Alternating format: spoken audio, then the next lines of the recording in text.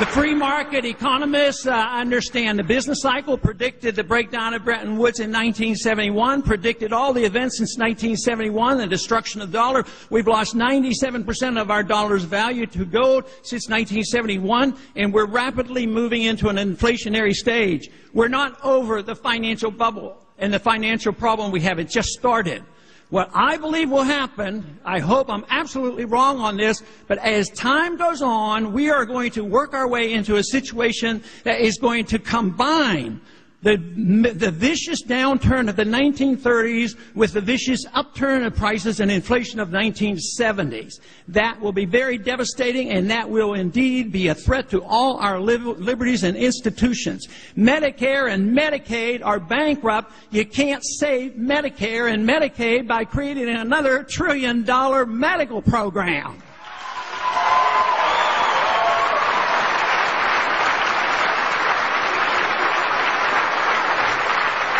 In the 1930s, they had a Pecora Commission, a similar commission. They came up with the conclusion, oh, the problem was they followed the gold standard, which they did not, and they also didn't have enough regulations, which we already then had too many. So what did they do in the 30s? They got rid of the gold standard and piled on. That's when they introduced these SEC and all the other programs and prolonged the Depression. That's exactly what we're doing. The conclusion of all this looks like it's going to be a lot more regulations.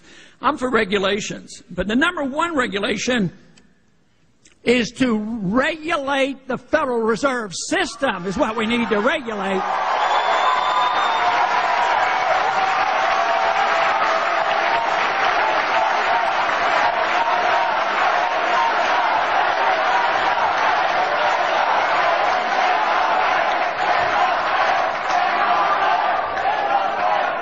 The beginning of the Tea Party movement came not too long ago, a year or two ago, when it was during the financial crisis and they knew about the TARP funds. The TARP funds were appropriated by Republicans and Democrats.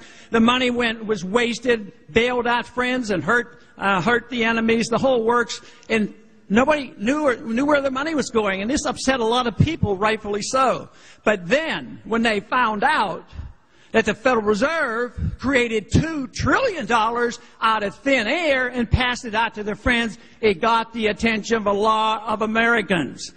The Federal Reserve is more powerful than our president. It's a world currency. It can loan money to other central banks, other governments, international financial institutions. Creating money out of thin air and making deals like that, it can be involved in foreign policy and who knows what. But I'll tell you what they can't control. They can tide things over and think they're improving things and get some GDP numbers to come up. But they cannot protect the value of the dollar. That is what you need to watch, and that will be a consequence of excessive government. That is what destroys nations. That's what destroys republics. And it is indeed up to us as the party right now of limited government and preaches limited government. But you can't be for limited government halfway and reject it on the other way. The whole way has to be limited government.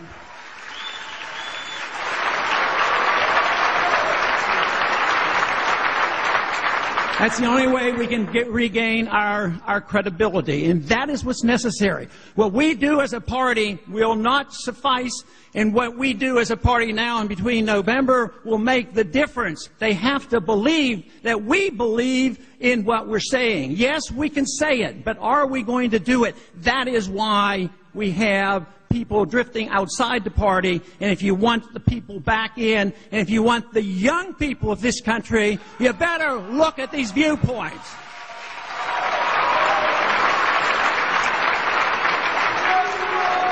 About 100 years ago or so, freedom was divided into two pieces, economic liberty and personal liberty. For no good reasons. The founders didn't believe that. Personal civil liberties was the same as economic liberties. If you believe in civil liberties for personal choices, you ought to believe in economic choices as well. We need to put that back together. It makes sense. It makes sense to the young people that I talk to. Let me tell you, there's a revolution on the college campuses right now.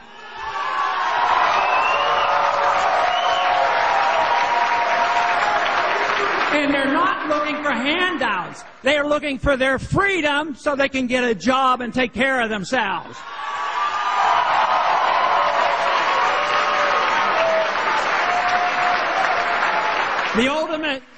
The ultimate goal of all our political action should be to strive for liberty. That is what I'm dedicated to. I've been doing it for a lot of years. And there's a lot more interest right now, mainly because the country is in trouble. But our goal should be for seeking liberty.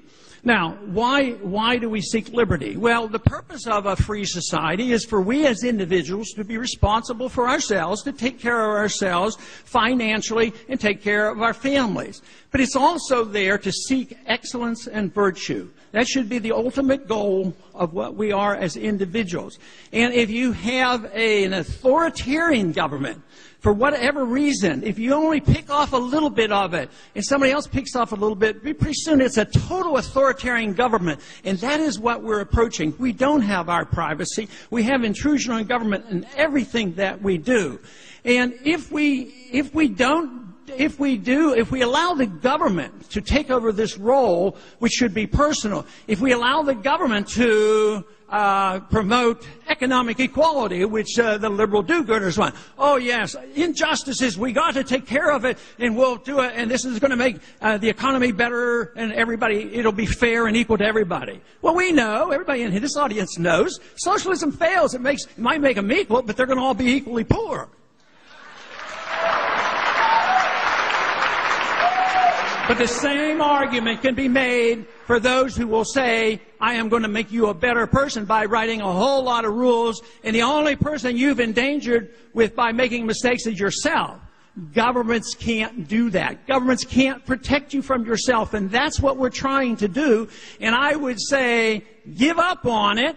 Why don't we look to the rules and regulations that we have been given? They've been written down. It was the best document ever written. It's just too bad we don't ever follow it. I have a lot of young people come to my office, and I'm delighted to see them because quite frequently the young people, it's not just the college students, it's high school students come in and they've gotten wind of the freedom philosophy. But you know what I love? Is they come in and the parents readily admit it. They said, and I'll ask them, I said, well, who discovered the freedom philosophy first? It's usually the 16 or the 17-year-old. And the parents then, they've made the parents listen to it, so that really pleases me. But also, when the young people come, I have a bit of a habit of passing out constitutions. And, the Constitution is pretty thin. There's not a whole lot of words in there, and everybody in this room can read it. But I couldn't understand a lot of it was in a 2,000-page medical document. It only took one page for me to discover I didn't like it. But the Constitution is understandable. It's so great. The tragedy is that we don't follow it. But I hand the copy to the youngsters, and I say to you, I said, I know you'll read this, and I hope you do, because you're going to get a chance. A crisis is coming, and you're going to make a decision. Your generation will make a decision what the role of government ought to be. Should the role of government be there to protect your liberty, or should the role of government be there to run the economy, run your life, and police the world? And I said, the reason I give it to you is I haven't been able to get anybody around this place to read it.